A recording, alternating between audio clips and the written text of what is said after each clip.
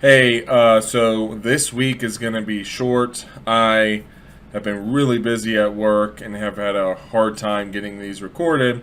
I still wanted to make sure I recorded one today.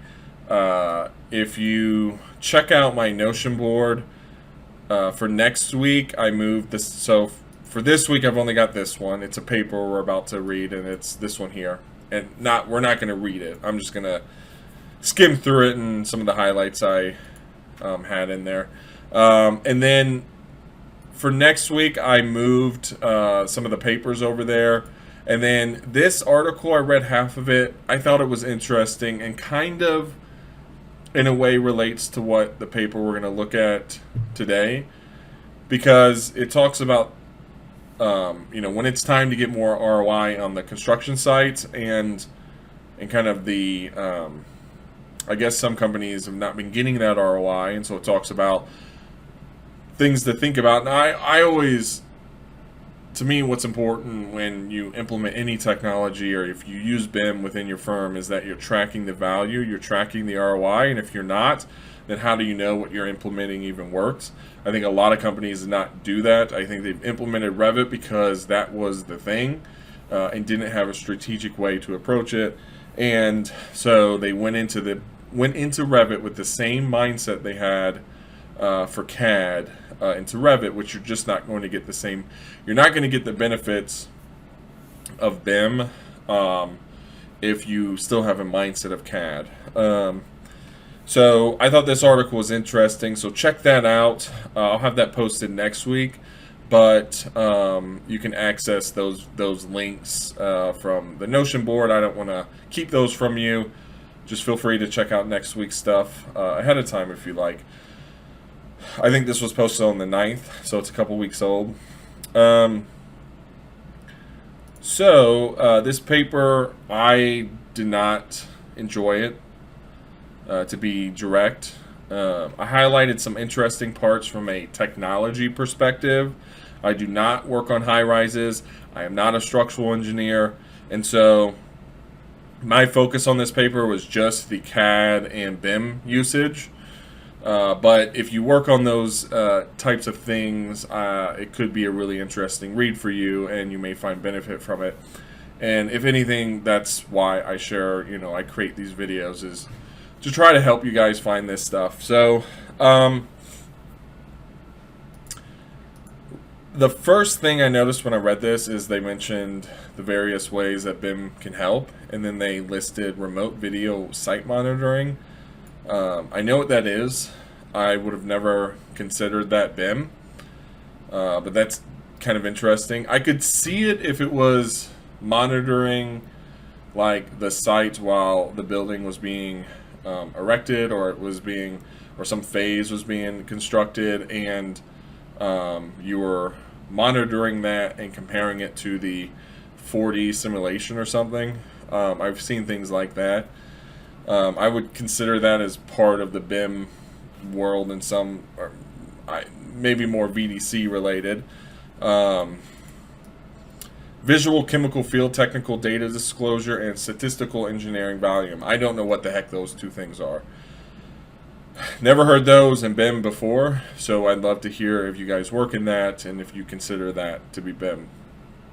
And then the benefits of work efficiency of the whole construction site. So that's the benefit. Like, you're more effective and efficient if you use BIM. Interestingly, this entire article just talks about how beneficial BIM is and that there's no drawbacks. So that's why that article from the 9th about ROI was interesting, because it's like you have to have a thoughtful approach to BIM and how you're going to implement it. And you want to make sure you have KPIs, that you're tracking this stuff so you know that you're actually making a difference. Anyways, back to the paper. Here is, and oh, dang it, I removed the highlight. Let me.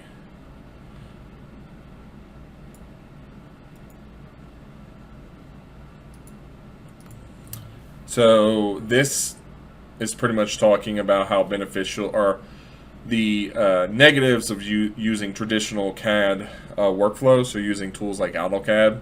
And so, and then pretty much list all the things that for BIM, or for how it's negative for CAD, but beneficial if you were, to use BIM. So collaborative work design problems, which is something you'll hear BIM is supposed to help with, or collision design problems, difficult to discover in time, communication between all parties, and engineering data. So all of these things are supposed to be, where BIM steps in, and obviously we need to have a thoughtful approach when we're implementing BIM. But and then this is where CAD falls short, and I would say that is the case. You could do those things in CAD, but it's a lot harder, and there's a lot more communication that has to happen, and a lot more manual efforts. BIM design technology can solve these complex problems. So I thought this was interesting, and I freaking turned off the highlight again. Okay. So they distinguished, they put Revit architecture, Revit structure, Revit MEP. I think that makes sense because they're talking about it in different contexts and how they're using it. I've used Revit for a while, and I've worked at, the firms I've always worked at have been integrated firms that had most all disciplines in them. Currently, I work at an MEP firm with a construction side, and at least as long as I've used Revit, I never kind of distinguished or used that. I've never said Revit architecture or Revit MEP. I would assume they're using the latest Revit, but that kind of stood out to me.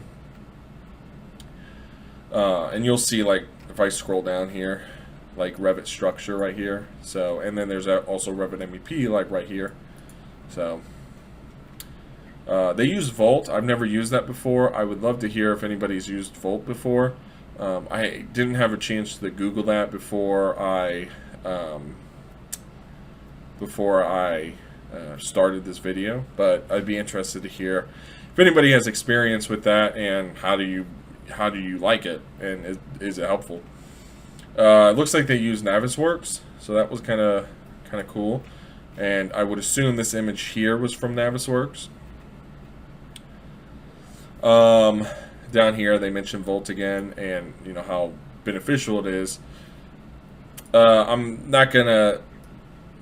Pretty much everything I highlighted here was just saying that Revit MEP kind of benefited HVAC, electrical, all these different disciplines, and that's a lot of what this is. Is just, it seems like a case study of how good BIM is for their projects, for their civil high-rise projects.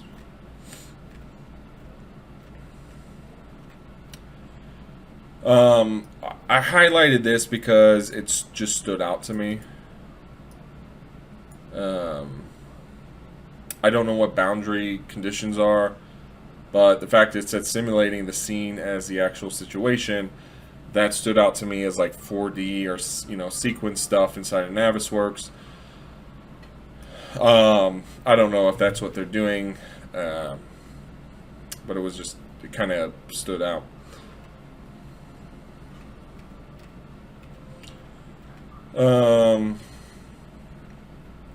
Some topology stuff that I don't mess with that, and so I